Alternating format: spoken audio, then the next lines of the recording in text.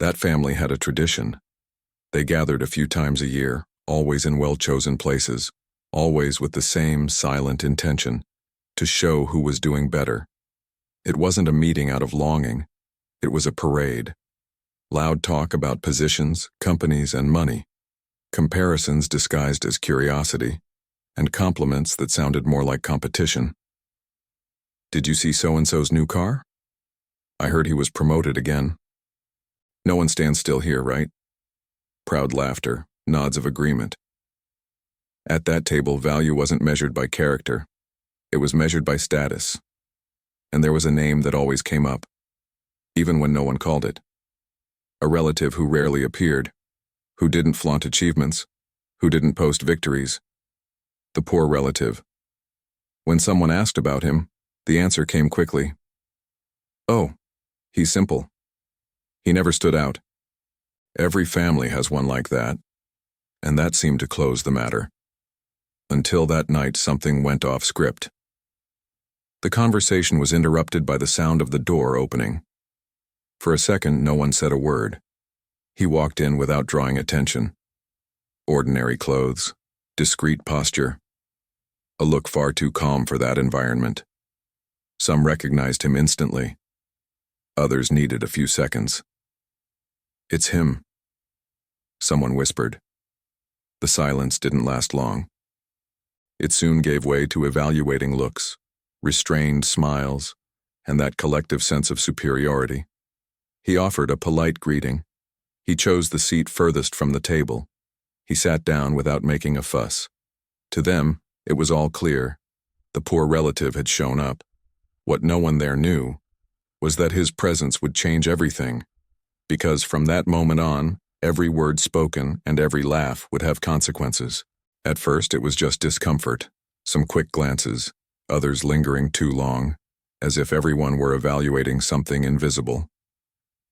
He remained silent while the family resumed the conversation, or pretended to. "So, how is life going?" someone asked, but without real interest in the answer. Before he could speak, another joined in. "Life is hard for everyone these days, isn't it? Especially for those who didn't have much opportunity." The phrase came with a smile. Polite on the outside, cruel on the inside. He nodded his head. He didn't defend himself. He didn't explain anything. This seemed to encourage the others. "But are you still at that old job? I thought you'd already tried something better." Laughter broke out, some discreet, others not so much. The table became a stage, and he was the chosen character. Meanwhile, success stories continued to be told. Exaggerated promotions, inflated deals. Achievements narrated as if they were epic. Each account was a contrast, a way to remind everyone who was above and who was below. He toyed with his napkin. He observed the details, the nervous gestures, the tone of voice. There was something strange. He didn't show any embarrassment. His silence wasn't empty. It was attentive. As if he were recording everything, until someone crossed the line. "But seriously," a cousin said, laughing, "have you never thought about giving up and accepting that this is your place?" The laughter echoed louder this time. The humiliation was no longer a joke. It was a direct attack, and it was there, at that exact instant, that something changed in his gaze. A small detail, almost imperceptible, but enough to prove that the night was far from ending well. After the laughter came silence. Not that common, awkward silence, but a heavy silence, as if the air had changed density. He slowly raised his eyes. There was no anger. There was no shame. There was control. "My place?" he asked in a low voice, almost too calm. Some were still laughing, others looked away. But no one answered. He rested his hands on the table, simple gestures, confident. It was then that something caught everyone's attention. A small detail, but out of context. On his wrist, a watch. It wasn't flashy. No exaggerated shine, no ostentation. But those who knew. One of the relatives swallowed hard upon noticing. He frowned. He moved slightly away from the table to get a better look. "Where did you get that?" he asked, trying to hide his shock. He gave a slight smile. "A gift." The short answer bothered them more than any long explanation. Meanwhile, his phone vibrated in his pocket. Just once. He didn't pick it up. But the name that briefly appeared on the screen was seen by someone sitting closer. That person's eyes widened. "Do you know these people?" They whispered, almost breathless. He took a deep breath. He leaned back in his chair. "I do." Nothing more. The conversation at the table began to falter. The success stories were cut short. Forced smiles began to fail. Something didn't add up. The poor relative didn't behave like someone cornered, or like someone defeated. He seemed to be waiting for the right moment. And when someone waits that long, it's because they know exactly what is about to happen. The waiter approached the table, bringing more drinks. Before anyone could order, he stopped. He looked directly at the poor relative. "Would you prefer the usual, sir?" The question fell like a glass shattering on the floor. "The usual?" someone repeated, laughing nervously. "Do you two know each other?" The waiter looked confused for a second. Then he realized his mistake. "I'm sorry. I thought—" He interrupted with a simple hand gesture. "It's fine." But it was too late. Glances began to cross. Furrowed brows. Stiff smiles. "Since when do you frequent places like this?" a cousin asked, now without irony, only suspicion. He adjusted the watch on his wrist. "Since before you did." The phrase wasn't said with arrogance. It was said as a fact. An aunt cleared her throat, uncomfortable. "But didn't you have struggles?" He tilted his head slightly. "I did. Many." He paused briefly. "I learned from them." The phone vibrated again. This time he picked it up. He read the message. He took a deep breath. "They're arriving." "They who?" someone asked, no longer having the courage to laugh. He stood up, not abruptly, not theatrically. He stood up like someone who knows everyone is now watching. The people who are actually in charge. Silence returned. But now, no one felt superior. Because in that instant, everyone realized the same thing. Maybe the mistake wasn't inviting him. Maybe the mistake was humiliating him. The lounge door opened. It wasn't with force. There was no exaggerated noise. But everyone looked. Two men entered first. Discreet clothes, firm posture, gazes too attentive for simple guests. Behind them, a third man. Flawless suit, serious expression. When he saw him, the poor relative gave a slight smile. "I thought you'd be late." The man approached the table. He completely ignored the others. "Not when you call." That sentence made something freeze inside those who heard it. "Do you know each other?" someone asked, almost whispering. The newcomer nodded. "I know him very well." He turned to the relatives. "He is responsible for our holding company's largest investment in the last 5 years." No one answered. A glass shook in a cousin's hand. A cousin swallowed hard. "Holding company?" The man continued calm. "You know the company." He said the name. The same name that was plastered on buildings across the city. The same name that some there were desperately trying to associate themselves with. The silence now was one of panic. "But," he said that... The poor relative interrupted.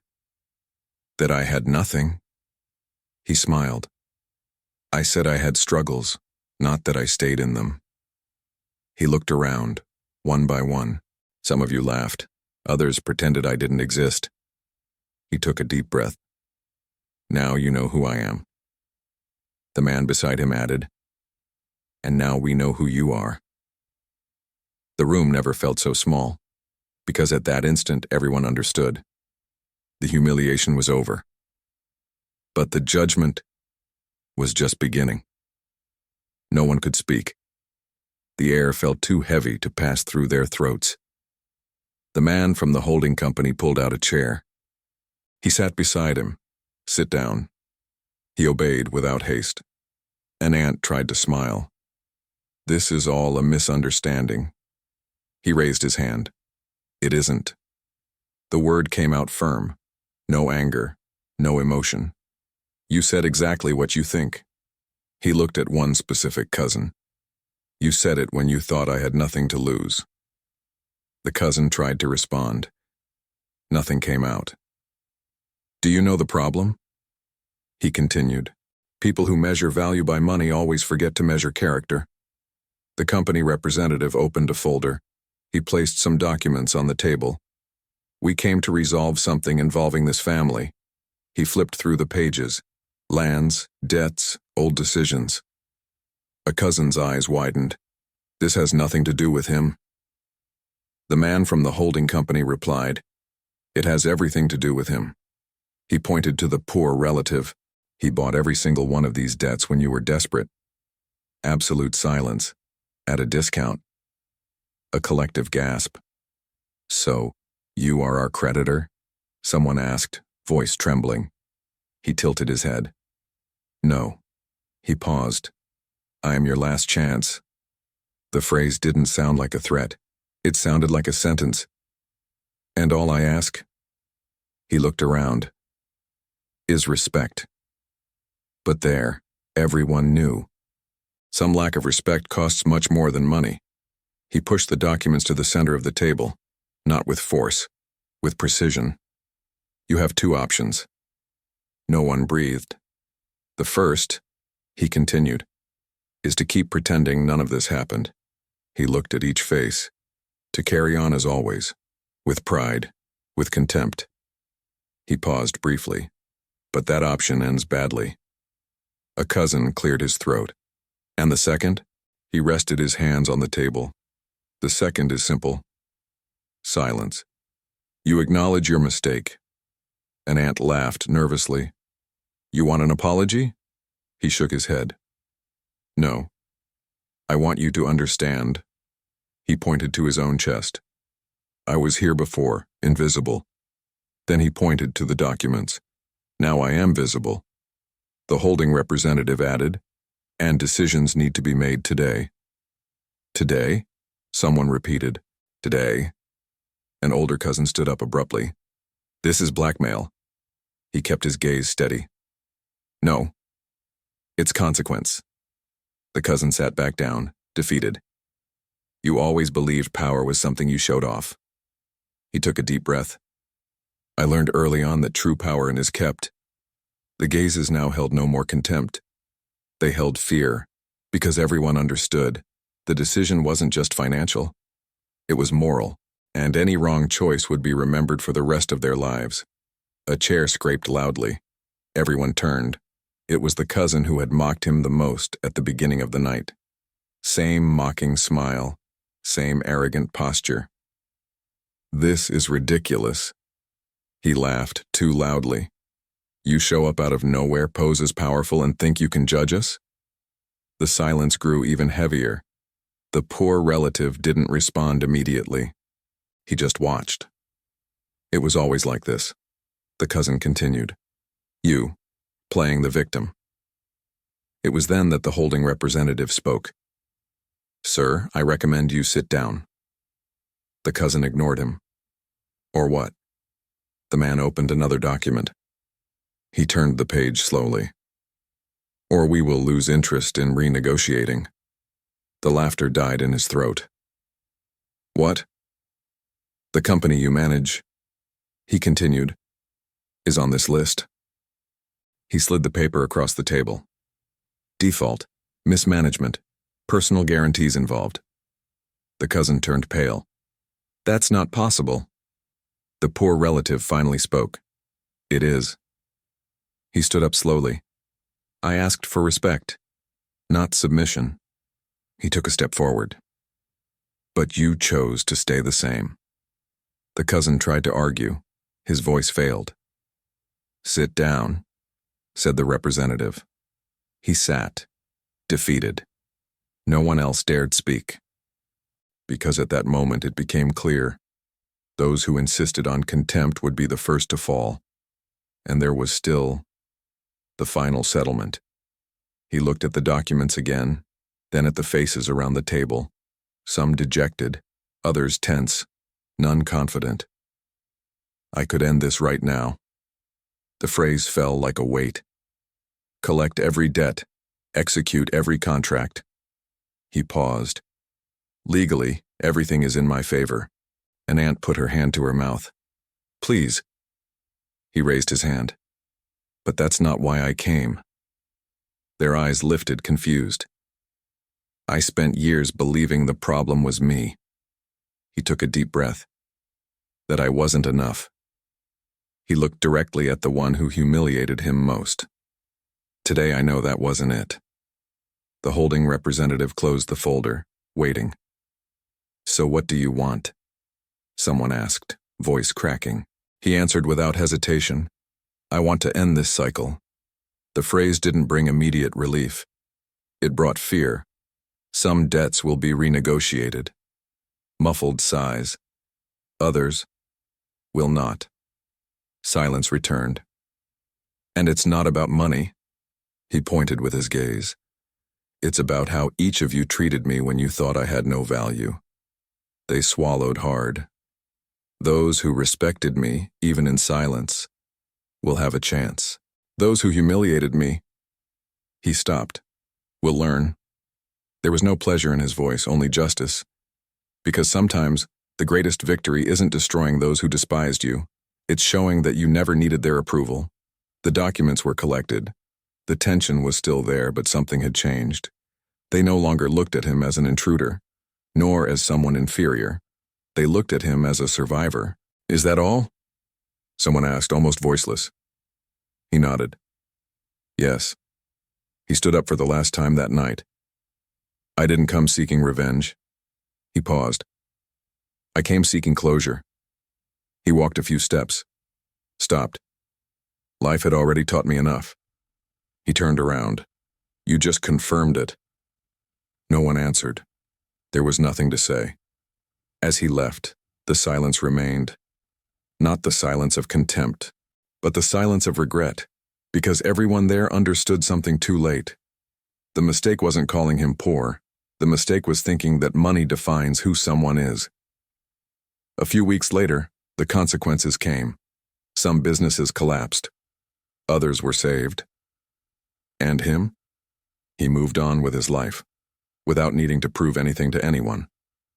Because the real winner isn't the one who humiliates. It's the one who grows without losing their dignity. And that, no one there was able to buy. Maybe this story isn't just about money. Maybe it's about how we treat people when we think they have nothing to offer. Throughout this story, we saw that the greatest humiliation wasn't the lack of possessions.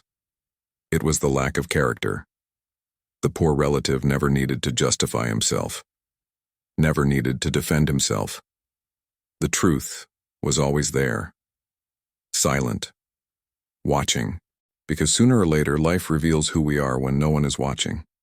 If this story made you reflect like this video, it helps the channel a lot to continue bringing deep stories like this one. Share it with someone who needs to hear this message today. Sometimes a story arrives at exactly the right time. And if you aren't subscribed yet, subscribe to the channel and hit the bell so you don't miss the next stories that make us stop, think, and see life in a different way. Thank you for staying until the end. See you in the next video.